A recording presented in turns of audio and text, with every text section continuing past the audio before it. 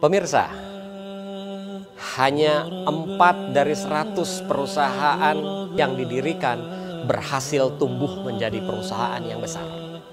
Penyebab kegagalan ini bukan karena para pengusahanya tidak menguasai keterampilan teknis, bukan juga mereka kurang bekerja keras, tapi karena mereka tidak tahu bagaimana cara mengelola bisnis. Mengelola bisnis artinya bicara tentang managerial skill.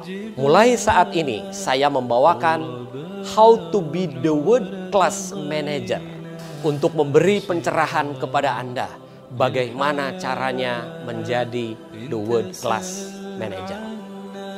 Program ini sudah diikuti oleh 10.000 manajer bukan hanya di Indonesia tapi di negara-negara Asia Pasifik. Sekarang hadir di Niaga TV untuk Anda. Jangan lewatkan acaranya. Assalamualaikum warahmatullahi wabarakatuh. Pemirsa setia Niaga TV dimanapun Anda berada, kembali lagi dalam acara kita World Class Manager yang akan memberikan informasi bagaimana cara mengatur atau memanaging bisnis Anda dengan baik dan juga tentunya profesional. Dan di studio saya juga sudah ditemani oleh narasumber yang sudah tidak asing lagi. Beliau adalah salah satu coach dan juga trainer profesional yang sudah banyak sekali memberikan bimbingan yang profesional juga tentunya di berbagai perusahaan dan juga perusahaan industri. Langsung saja kita sambut dengan Coach Armalah. Baik, selamat datang Coach. Assalamualaikum. Waalaikumsalam warahmatullahi wabarakatuh. Bagaimana kabar Anda hari ini, Coach? Alhamdulillah. Tetap semangat ya, Coach ya. Selalu semangat. Selalu semangat ya, Coach. Kenapa World Class Manager? Apa sih yang membedakan World Class Manager dan manajer biasa, Coach?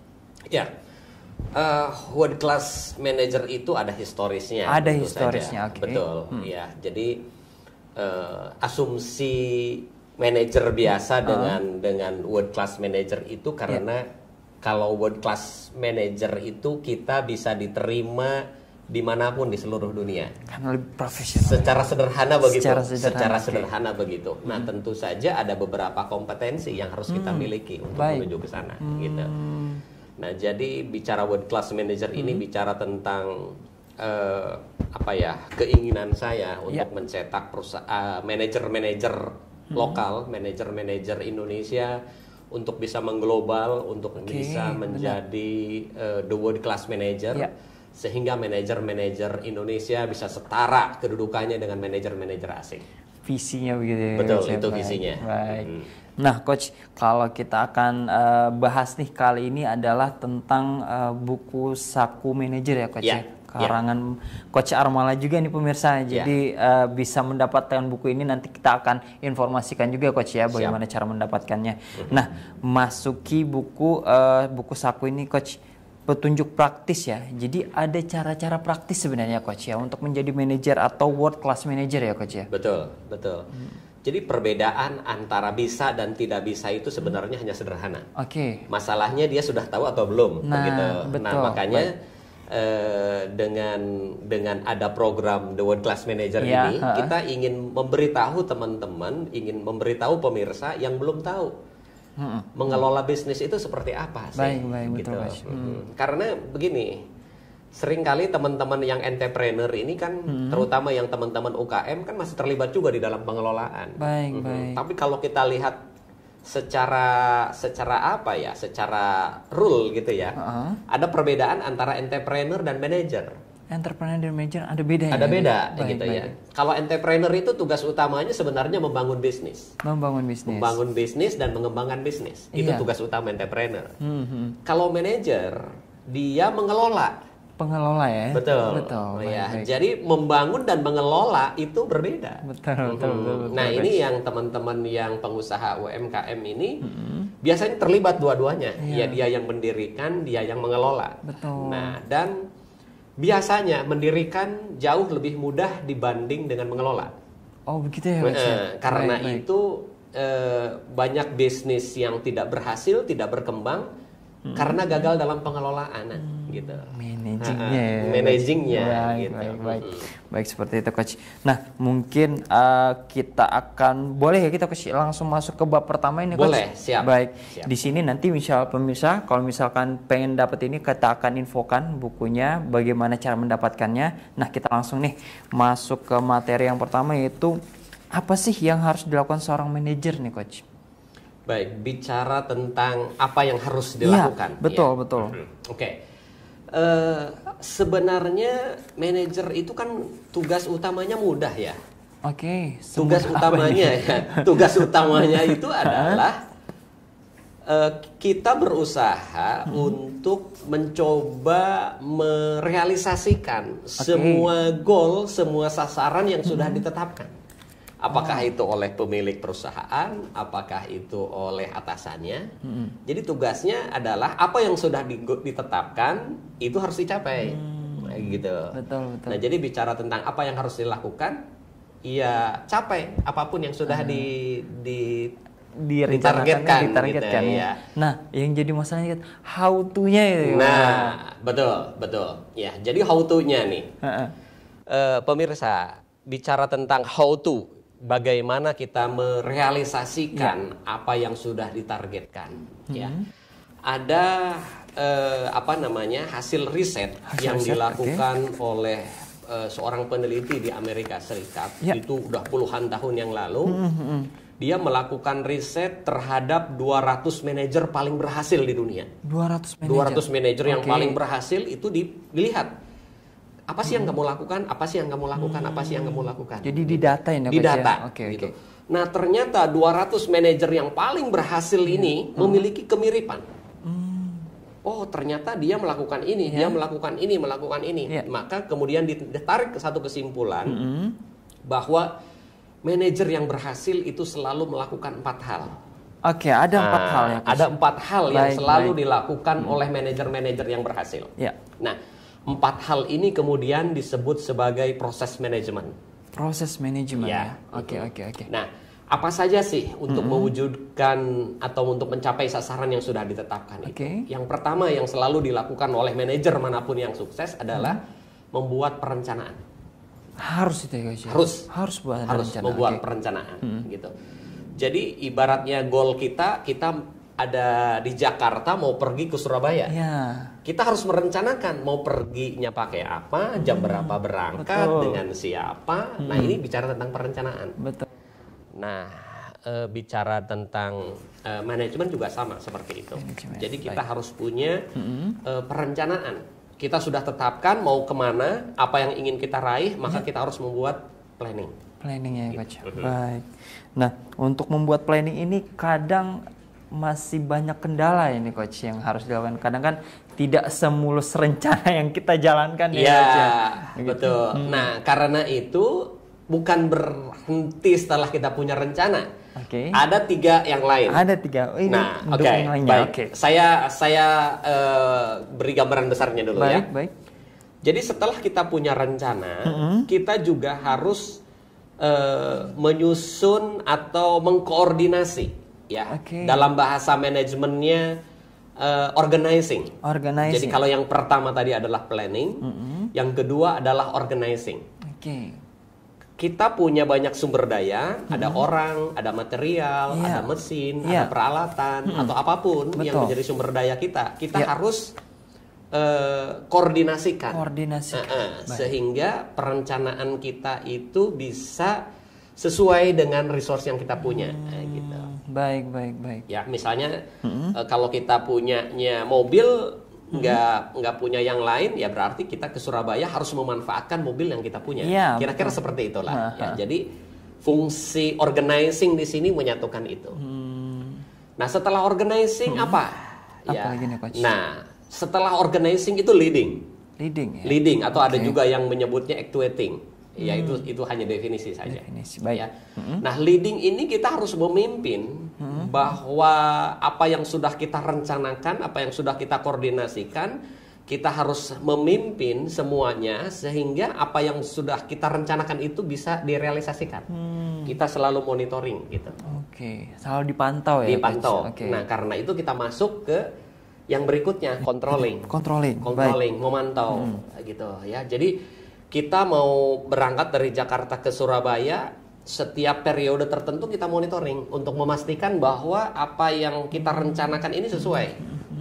Misalnya kalau kita nyetir dari Jakarta ke Surabaya, katakanlah 24 jam gitu ya, anggap sehari semalam gitu. Nah, kita perlu monitoring. Sesuai nggak dengan plan yang sudah kita tetapkan gitu ya. Jadi bicara tentang how to, bagaimana mencapai goal yang sudah ditetapkan. Ada 4. Planning, organizing, leading, dan controlling ya Coach. Semua saling berkesinambungan ya Coach ya. Baik, pemirsa perlu diperhatikan nih bagi yang ingin mengelola suatu sistem perusahaan ya Coach ya. Jadi memang harus diperhatikan poin-poin tadi sehingga tujuannya tepat dan sukses ya Coach ya. Betul. Baik. Nah, pemirsa, masih kita akan bahas nih materi selanjutnya, tapi jangan kemana-mana, tetap di World Class Manager setelah pesan-pesan berikut ini. Baik pemirsa setia Niaga TV dimanapun Anda berada, masih dalam acara kita World Class Manager. Nah tadi kita udah bahas nih Coach ya, jadi bagaimana apa sih yang harus dilakukan seorang manajer? Tadi ada 4 langkah nih. Yang pertama adalah perencanaan, kemudian ada organizing, kemudian ada leading, dan terakhir adalah controlling ya Coach ya. Nah Coach, mungkin nih pemirsa di rumah masih penasaran, itu kan masih kulitnya aja itu ya tadi Coach ya. Mungkin bisa lebih didetailkan lagi Coach per poin ini Coach. Baik. Kita bicara planning dulu ya. Planning dulu, baik. Apa sih planning itu? Apa yang harus kita rencanakan? Gitu, ya. Intinya bicara tentang planning itu adalah menyusun strategi operasi atau cara-cara untuk mencapai sasaran yang telah ditetapkan. Baik. Ya. Kalau kita punya goal mau bikin nasi goreng, nasi goreng, oke. Nah, kita harus susun cara-cara bikin nasi goreng itu seperti apa sih? Ada stepnya ya? Betul. Baik. Jadi ketika kita bicara, saya mau menaikkan omset 2 kali lipat tahun ini, gitu. Apa yang harus kita lakukan? Ya kita harus nyusun strateginya. Betul. Ya, jadi target itu tidak akan tercapai dengan sendirinya, tapi harus kita susun. Bagaimana sih cara mencapai target itu? Jadi bukan cuma dirasain, tapi ada planningnya dulu, iya, betul, gitu ya. Jadi kita harus tetapkan, susun strategi operasinya seperti apa. Kemudian bicara tentang planning, juga bicara tentang memutuskan cara terbaik. Ya, ada berbagai cara. Kita mau ke Surabaya, tadi saya beri contoh, ada berbagai macam cara. Ada bisa naik kereta api, bisa naik pesawat terbang, bisa bawa kendaraan, bisa naik bis. Nah, kita mau sampai ke Surabaya itu berapa lama sih? Tergantung goal yang sudah kita tetapkan. Iya, betul. Maka kita harus putuskan cara yang paling baik untuk mencapai sasaran itu apa yang harus kita tempuh. Baik. Gitu, ya. Jadi di dalam perencanaan itu poin yang pertama adalah untuk menyusun strategi, ya, kemudian memutuskan cara terbaik. Baik. Ya, jadi dari berbagai macam pilihan cara itu kita putuskan. Ya, bikin nasi goreng ada misalnya apa? Kecapnya merek A, gitu ya, udah bumbu apa, gitu kan? Segala macamnya. Betul. Kita putuskan mau pakai yang mana? Mau pakai kecap merek A kah? Mau pakai apakah? Gitu ya. Nah, itu jadi memutuskan cara terbaik. Baik. Kemudian di sini juga bicara tentang perencanaan itu berisi tentang macam-macam, bisa kebijakan, petunjuk, prosedur, program, jadwal, anggaran, dan peraturan yang diperlukan untuk mendukung strategi yang sudah kita tetapkan itu. Baik. Gitu ya. Jadi misalnya ini kita mau melakukan apa tadi? Masak nasi goreng nih, oke. Kita bikin aturan, bikin kebijakan, siapapun yang masak nasi goreng harus pakai aturan ini, gitu. Ya, itu berupa kebijakan kita. Atau misalnya siapapun yang pergi ke Surabaya tidak boleh melebihi dari anggaran yang dimiliki oleh perusahaan. Gitu. Nah, anggarannya seperti apa? Untuk transportasi sekian, untuk hotelnya kelas mana, itu kan kebijakan. Nah, gitu. Jadi bicara tentang perencanaan itu juga termasuk di sana. Berarti gitu. Semacam SOP-nya ya, Coach. Betul. Ya, kira-kira seperti itu. Seperti itu ya, Coach. Dan yang paling penting, rencana itu harus dibuat di depan. Jadi sebelum melakukan harus sudah tersusun dulu ya, Coach ya. Iya. Karena banyak orang yang bekerja seperti pemadam kebakaran. Oke. Dia baru baik. sibuk, dia baru melakukan banyak hal kalau kejadian sudah berlangsung. Nah, iya. Kebanyakan sih memang seperti itu. Coach. Betul, Iya. betul. Ini yang seringkali dilupakan oleh teman-teman manajer nih. Baik, Ya, baik. jadi teman-teman manajer itu saya wanti-wanti. Setelah Anda punya goal, Ya. Anda sudah tahu apa yang Anda inginkan, Ha-ha. maka Anda harus buat rencana. Dan rencana itu dibuat di awal, Di awal ya, Coach, ya. sebelum Anda melakukan sesuatu. Nah, seperti gitu itu ya, Coach, ya. Jadi itu penting di situ, saya tekankan. Ya, jadi harus dibuat sebelum proses berikutnya. Sebelum proses berikutnya ya. Wah, Betul, pemirsa, betul. jadi kita harus persiapkan dulu sebelum terjun perang ya, Coach, Betul, kan? betul. Sedia payung sebelum hujan Iya, ya, Coach ya. iya. Baik. Nah, mungkin kita udah bahas nih, Coach, tentang apa aja sih proses planningnya berarti Iya. ya tadi ya, Coach, ada udah susun strategi, kemudian cara terbaik seperti apa gitu ya kan, dan harus ada SOP-nya juga ya, maksudnya standar untuk melakukan pekerjaan gitu ya, Coach Iya, ya. iya. Baik. Nah, Coach, mungkin ke ini selanjutnya nih, Coach, yang untuk apa materi selanjutnya atau Yang subpoint oke, selanjutnya? yang organizing Ya, ya. organizing Yang nih, Coach. organizing. Oke. Oke, baik. Jadi planning itu ada 4 poin tadi. Nah, organizing, apa sih organizing itu? Apa yang harus kita atur gitu ya. Nah, fungsi ini berkaitan dengan ketersediaan dan pengaturan semua sumber daya yang diperlukan. Oke. Jadi semua sumber daya yang diperlukan kita atur, ketersediaannya juga harus kita jamin. Jangan sampai misalnya begini, ada kalanya kita punya sales team. Ya, sales diberikan target, kamu harus kunjungan satu hari 5 kunjungan 5 misalnya. kunjungan sehari, oke. Nah, tapi sumber daya yang dibutuhkan tidak kita sediakan. Oke. Misalnya, bos, saya bisa kunjungan satu hari 5 kali. 5 kali, oke. Tapi bekali saya dengan sepeda motor, Nah, misalnya begitu. iya, Nah, iya. itu fungsi organizing di sini. Organizing.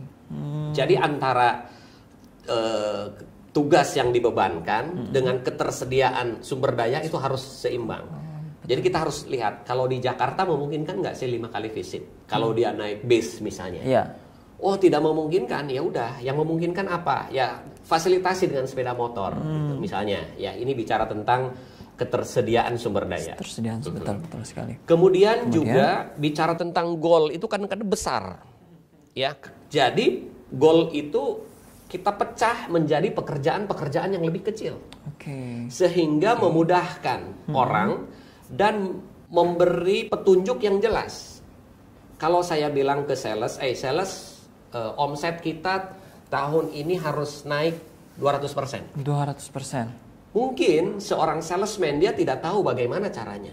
Karena itu harus dirinci. Sales, kamu harus melakukan visit satu hari 5 kunjungan. Nah, sales tahu kalau seperti itu. Jadi betul. pekerjaan itu harus kita detailkan. Iya. Kamu setiap hari harus melakukan cold call 20 minimal. 20. Sales mengerti kalau seperti itu. Iya, gitu. betul. Nah, ya, jadi organizing itu adalah membagi pekerjaan dengan bentuk yang sangat jelas. Iya. Ya. Sehingga karyawan dapat menjalankan rencana manajemen untuk mencapai sasaran tersebut. Gitu ya. Kuncinya di situ. Oke.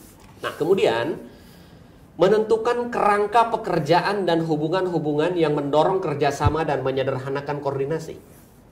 Maksudnya apa? Seorang sales atau seorang karyawan kan dia tidak bekerja sendirian. Iya. Mungkin ada keterkaitan dengan bagian-bagian yang lain. Iya, betul sekali, Gitu. Coach. Nah, karena itu fungsi organizing di sini dibutuhkan.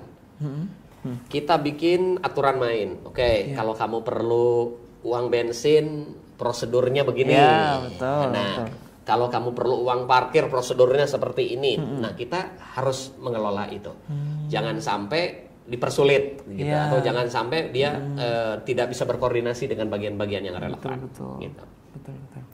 Nah, kemudian juga langkah yang keempat, untuk apa organizing ini?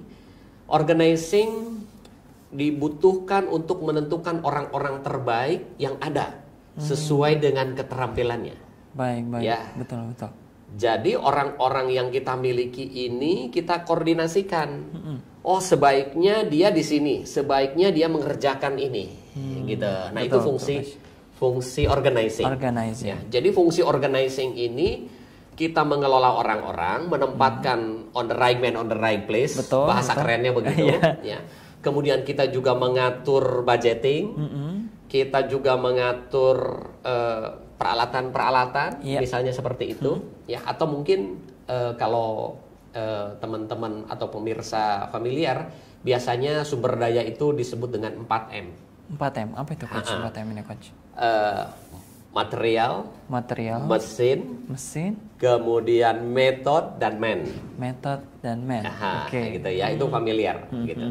Nah, itu jadi fungsi organizing untuk mengelola yang 4M itu. 4M itu ya. Baik. Seperti itu coach ya. Jadi kita udah tahu nih cara bagaimana membentuk planning seperti apa, kemudian tadi untuk organizing ini lebih spesifik kayaknya coach ya. Lebih banyak lagi poin-poin yang harus dikerjakan gitu ya coach ya.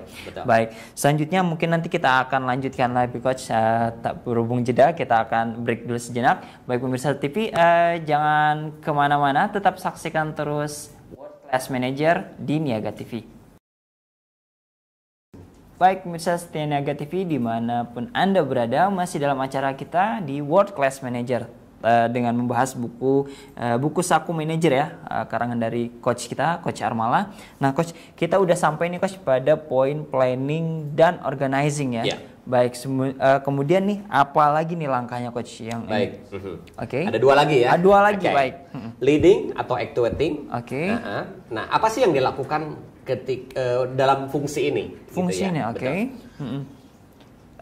Manajer itu harus menggerakkan organisasi.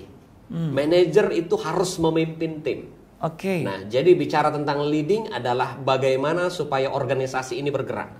Bagaimana supaya apa yang kita rencanakan ini betul-betul dijalankan. Oke. Ya, kita perlu menggerakkan. Siapa yang menggerakkan? Ya kita, manajer. Gitu ya. Jadi ke staff, ke bawahan itu jangan hanya menyuruh, tapi kita juga aktif menggerakkan. Bagaimana supaya mereka bekerja dengan maksimal.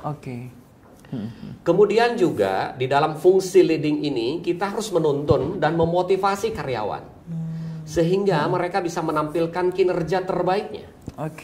Ya, jadi jangan sampai mereka ini kerja asal-asalan, asal kerja. Ngabisin waktu 8 jam di kantor, nggak ada gunanya. Nah, fungsi leading di sini diperlukan. Gitu. Ya, jadi kita motivasi dia sehingga potensi terbaiknya bisa keluar. Betul sekali, gitu. Dan kalau semua karyawan sudah bisa mengeluarkan potensi terbaiknya, ya dengan sendirinya apa yang kita rencanakan itu akan jauh lebih mudah untuk diperoleh. Betul. Gitu. Jadi tujuannya jelas ya coach ya. Betul. Baik. Untuk leading ini kadang masih apa ya coach? Masih banyak fenomena yang memang dalam proses leading ini masih ada yang kita disesuaikan dengan visi-visi karyawan atau memang kepribadian mereka yang masih kurang sesuai dengan ini. Bagaimana itu coach? Iya. Nah, karena itu juga di sini penting bagi kita. Sebagai manajer kita harus juga bertindak sebagai pemimpin. Kita harus memimpin dengan kualitas tertentu. Baik, betul. Ya, artinya kita harus berkualitas. Memimpin bukan cuma sekedar memimpin. Bukan cuma sekedar ya asal-asalan. Kadang-kadang ada yang namanya saja pemimpin, leader, manager, supervisor atau apapun namanya. Tapi dia tidak menjalankan fungsi kepemimpinan. Ya, jadi seorang manajer itu harus juga berperan sebagai seorang pemimpin. Ya, jadi dia harus memimpin dengan kualitas tertentu. Kenapa ini dibutuhkan? Iya, karena untuk menjaga dukungan dan kerjasama karyawan. Betul.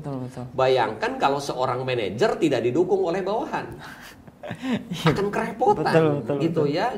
Ada kalanya manajer punya keinginan A, sementara si karyawan pengennya Z. Nah, ini kan bertolak belakang. Betul.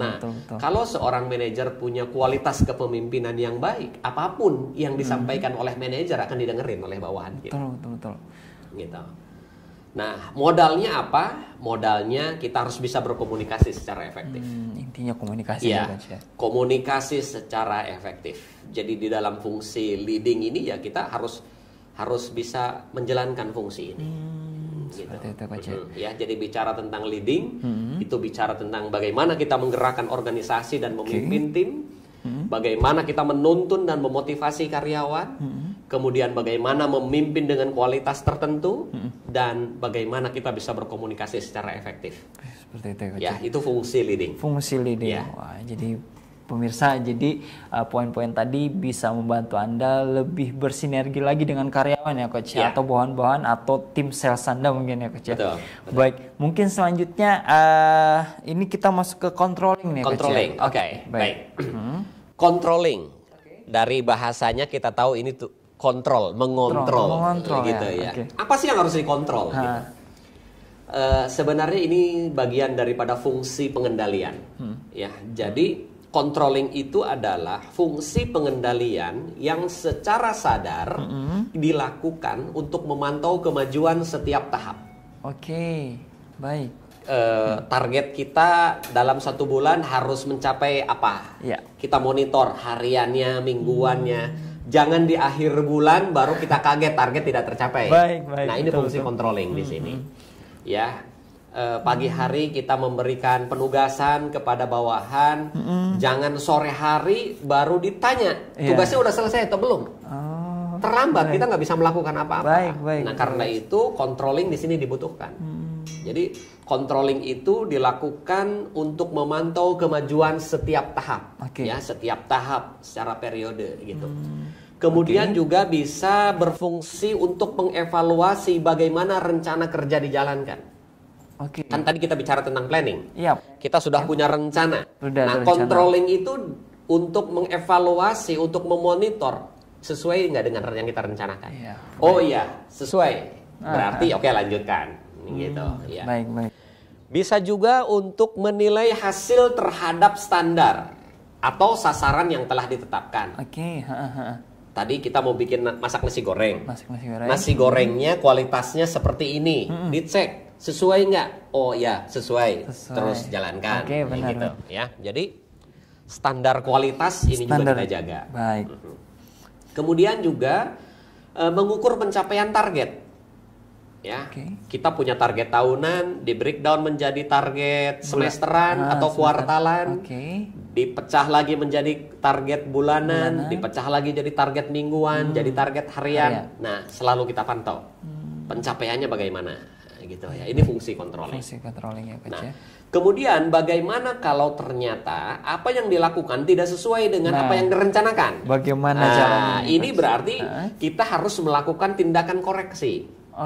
Nah, jadi controlling ini berfungsi untuk melakukan tindakan koreksi bila terjadi penyimpangan. Ini nggak sesuai, dibalikin lagi. Kamu nggak sesuai, kan ini sudah dibuatin SOP-nya seperti ini.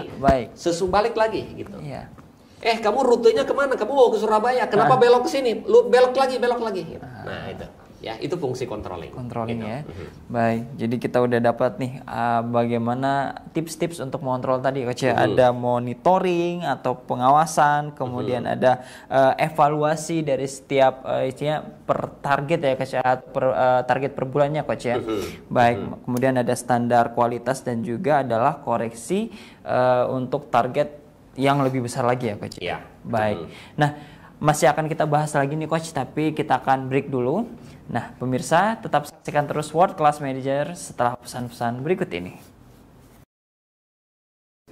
Baik pemirsa setia Niaga TV dimanapun Anda berada, masih dalam acara kita World Class Manager yang akan memberikan tips bagaimana menjadi seorang World Class Manager. Nah tadi kita udah bahas nih Coach, jadi ada 4 poin penting ya untuk menjadi seorang manager. Itu ada yang pertama ada planning, kemudian organizing, leading, dan sampai kepada controlling ya. Nah yang ingin saya tanyakan nih Coach, tadi kan udah kita masuk ke poin-poinnya, ini lebih spesifik mungkin pada aplikasi nih Coach. Misalkan nih sebuah perusahaan yang memang di dalamnya sudah ada sistem yang bekerja, kemudian misalkan saya ditugaskan atau baru direkrut menjadi manajer di sebuah perusahaan tersebut, apa yang saya harus lakukan dengan mengaplikasikan 4 hal ini tadi Coach? Jadi aplikasi ya? Aplikasi dari konsep. Baik. Begini. Tadi di awal saya ada sampaikan bahwa tugas manajer itu kan merealisasikan apa yang sudah ditetapkan. Baik, betul. Jadi apa yang harus kita lakukan sebagai seorang manajer? Yang pertama kali adalah kejelasan goal, kejelasan sasaran. Baik. Saya manajer di perusahaan ini, di bisnis ini, apa yang menjadi goal saya? Kalau saya seorang manajer produksi, apa yang ditargetkan untuk saya pribadi, gitu ya.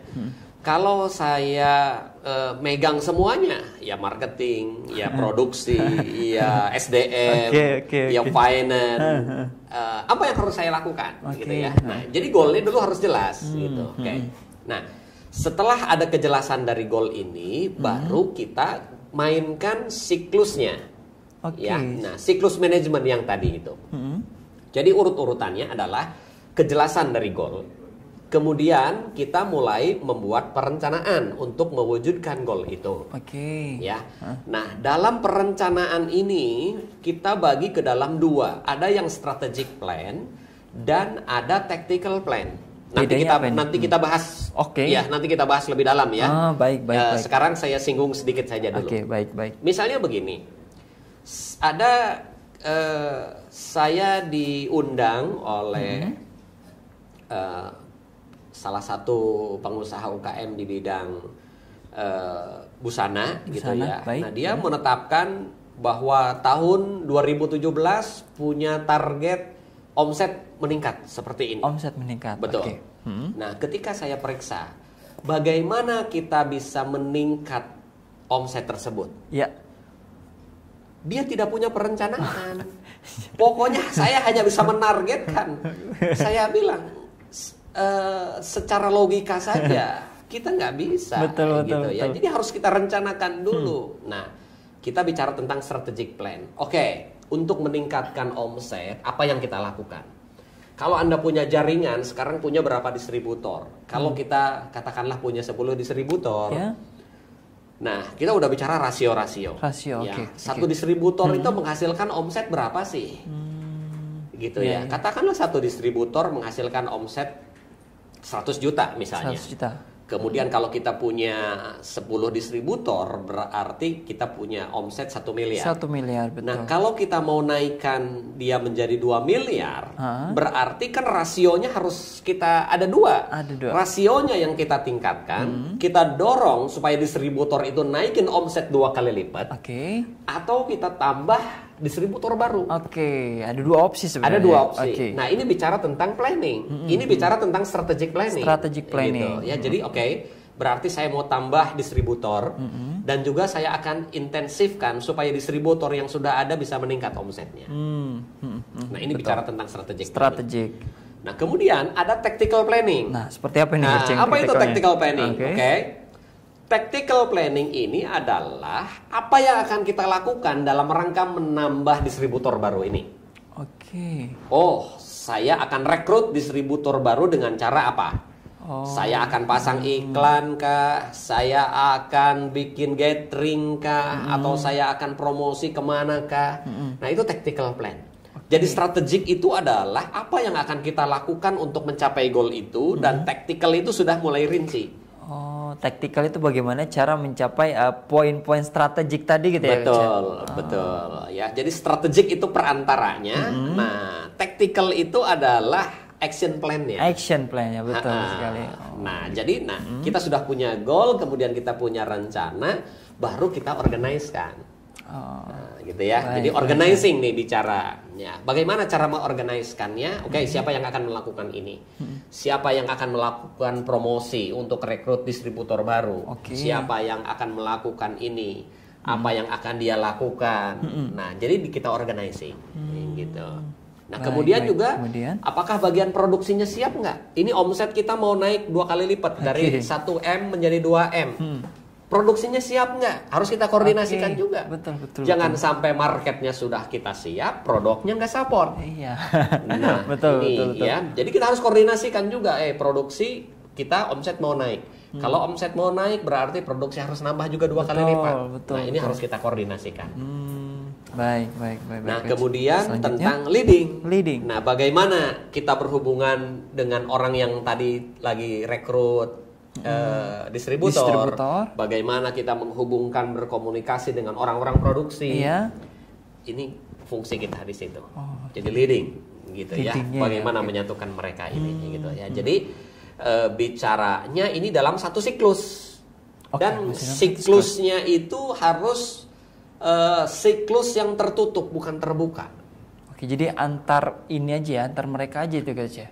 Bukan, maksudnya dalam siklus planning, organizing, leading, dan controlling ini harus merupakan satu siklus yang tertutup, bukan terbuka, bukan linear, gitu ya. Jadi kalau siklusnya tertutup ini nanti akan berkesinambungan.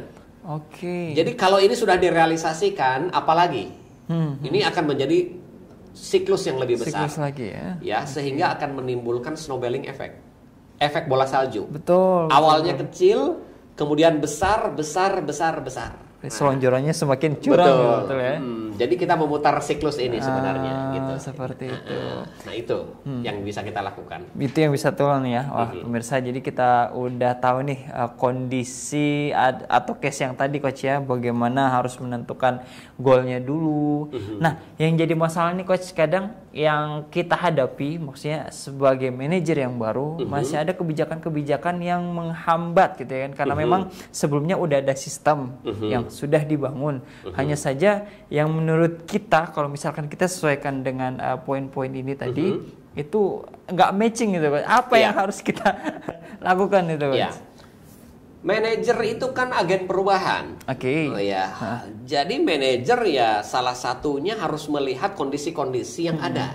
Baik. Gitu ya. Nanti kita punya topik tentang agen perubahan ini ya. Ada sendiri ya. Tapi intinya begini. Kalau kita punya rencana dan rencana kita ternyata bertabrakan dengan prosedur yang ada, dengan sistem yang ada, maka kita harus mengevaluasi sistem itu. Sistem yang benar, SOP yang benar itu harus ditinjau terus-menerus. Oke. Ya, saya sering ketemu dengan beberapa perusahaan yang punya SOP, punya sistem itu sudah tahunan, bahkan sudah belasan tahun nggak dirubah-rubah. Baik, betul. Itu keliru. Iya. Ya, sistem itu harus diupdate. Masih relevan nggak? Bisa disempurnakan nggak? Bisa lebih baik nggak? Bisa lebih cepat nggak? Kayak gitu. Ya, jadi apa yang dulu baik belum tentu baik untuk kita terapkan sekarang. Karena memang sistem semakin dinamis ya Coach ya, makin berkembang ya. Nah, karena itu peran kita sebagai agen perubahan itu di situ. Oh, di situ ya. Baik, jadi nanti kita punya topik tentang ada sendiri ya. Jadi memang harus mencocokkan kondisi zaman dan kondisi sistem yang berjalan di perusahaan itu ya Coach ya. Baik, wah sangat menarik lagi pemirsa.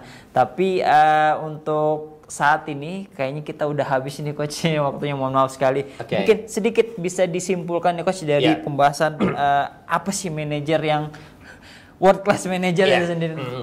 Baik. Jadi bicara tentang planning, organizing, leading dan controlling ini ya. Dulu manajemen itu dianggap sebagai sebuah seni. Organisasi akan baik tergantung dari siapa yang mengelola. Nah, dari hasil penelitian tadi, bagaimana merubah seni menjadi sesuatu yang bersifat ilmiah. Nah, riset tadi menunjukkan bahwa para manajer itu harus melakukan planning, organizing, leading, dan controlling. Itu dalam rangka mengilmiahkan apa yang tadinya disebut seni gitu. Jadi kalau seni kan kita nggak bisa ngontrol. Oh, dia bisa sukses karena wajar aja dipimpin oleh dia yang hebat. Nah, jadi dari sifatnya seni itu diilmiahkan, diuji secara ilmiah. Inilah. Jadi teman-teman, para pemirsa, kalau ingin sukses menjadi manajer, kunci yang pertama kita harus jalankan ini, tidak bisa ditawar-tawar. Ya, kalau kita sudah punya goal, tugas kita untuk merealisasikan apa yang sudah ditargetkan itu. Caranya buat perencanaan, buat pengorganisasian, memimpin dan melakukan controlling. Jadi 4 hal ini yang mutlak harus kita lakukan. Seperti itu. Coach ya. Jadi saling berkesinambungan juga tentunya Coach ya. Nah Coach, tadi ini kan kita ada buku saku yang memang jadi acuan buat ini ya Coach ya. Mungkin bisa pemirsa setia Niaga TV yang ingin mendapatkan buku ini bagaimana, ada ininya Coach? Ada nomor yang bisa dihubungin atau ya? Mungkin nanti bisa menghubungi di Niaga TV ya, atau juga di semua toko buku besar, terutama toko buku Gramedia itu ada buku saku manajer di sana. Jadi nanti untuk mengikuti World Class Manager ini semakin lebih bagus lagi kok ya, kan udah ada bukunya gitu, udah ada panduannya. Kalau lebih sudah baca, dengerin lebih mantap. Apalagi dicatat-catat sedikit ya Coach ya, lebih kena lagi ilmunya ya Coach ya. Baik. Pemirsa, tak terasa waktu kita sudah habis dan akan kita lanjutkan di episode-episode berikutnya, dan saksikan terus World Class Manager di jam yang sama dan hari yang sama hanya di Niaga TV, dan saya Muhammad Iqbal beserta kru yang bertugas hari ini mengucapkan terima kasih atas perhatiannya dan kami pamit undur diri. Assalamualaikum warahmatullahi wabarakatuh. Salam World Class Manager. Baik, terima kasih Coach. Sama-sama.